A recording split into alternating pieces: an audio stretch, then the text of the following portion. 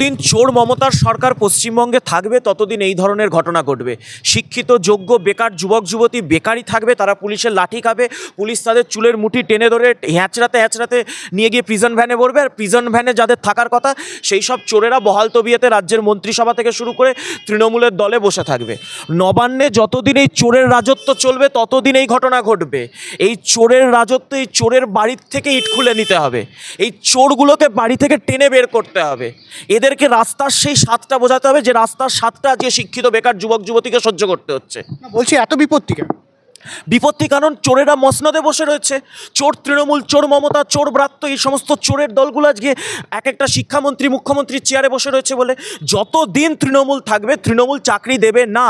এই চোরের সরকার, দুর্নীতির সরকার, অপদার্থ সরকার, এরা চাকরি দেবে না।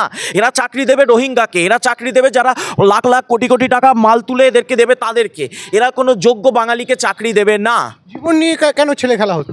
মমতা ব্যানার্জি তো বলেইছিলেন খেলা হবে, মমতা ব্যানার্জি তো ঘোষণাই করে দিয়েছিলেন খেলা হবে, ভয়ঙ্কর খেলা হবে। ভয়ঙ্কর খেলার মানে বোঝেন না?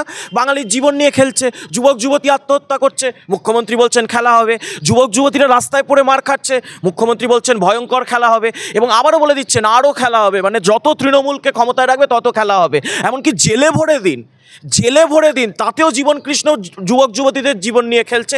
তাতেও জীবন কৃষ্ণর মতো তৃণমূলের এমএলএ কী করছে না, জেলে বসেও চাকরি চুরি করছে। এক অদ্ভুত শিল্প। মমতা ব্যানার্জির চোরগুলোকে জেলে ভরে দিল, মমতা ব্যানার্জি সেই জেলে বসেও চাকরি চুরি করতে পারবে। বলছেন একটা অযোগ্য নেই এই তালিকায়? উনি তো নিজেই অযোগ্য। ব্রাত্য বসু তো শিক্ষামন্ত্রী হিসেবে সবচেয়ে বড় অযোগ্য। 5 বছর হতে চললো, কটা চাকরি দিতে পেরেছে এসএসসিতে? জিজ্ঞাসা করুন এই অযোগ্য অপদার্থকে, জিজ্ঞাসা করুন কটা চাকরি দিতে পেরেছে ব্রাত্য বসু।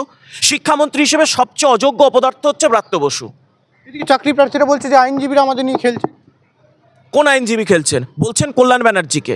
যারা রাজ্য সরকার এই চোর তৃণমূলকে বাঁচাতে গিয়ে আজকে যুবক যুবতীর জীবন নিয়ে খেলছে, সেই আইনজীবীদের কথাই চাকরি প্রার্থীরা বলছে। আবার ঘাড় ধাক্কা দেওয়া হলো, ঘাড় ধাক্কা আবার দেওয়া। এই সরকারটাকে ঘাড় ধাক্কা দিন, এই চোর তৃণমূলকে ঘাড় ধাক্কা দিন। যারা বেকার যুবক যুবতীকে ঘাড় ধাক্কা দিচ্ছে সেই চোরগুলোকে ঘাড় ধাক্কা দিয়ে তাড়ান।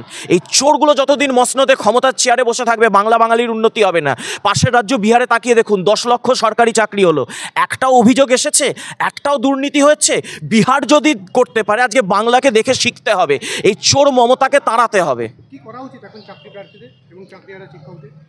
শুনুন, গণতান্ত্রিকভাবে তৃণমূলকে তাড়াতে হবে, নির্বাচনে তৃণমূলকে তাড়াতে হবে। চোরগুলোকে বেঁধে রাখুন, চোরগুলোকে গাছে বাঁধুন। আপনারা গাছও চেনেন, রশ্মিও চেনেন, মইও চেনেন, সব চেনেন। চোর যেগুলোকে রয়েছে গাছে বেঁধে রাখুন। এই চোর জীবন কৃষ্ণকে কে উৎসাহিত করছে যে ও জেলে বসে চাকরি বিক্রি করতে পারে? কে উৎসাহিত করেছে? কি করা উচিত? বলছি তো গণতান্ত্রিকভাবে আন্দোলন করুন, আপনারা রাস্তায় নামুন। এই সরকার যতদিন থাকবে আপনারা চাকরি পাবেন না।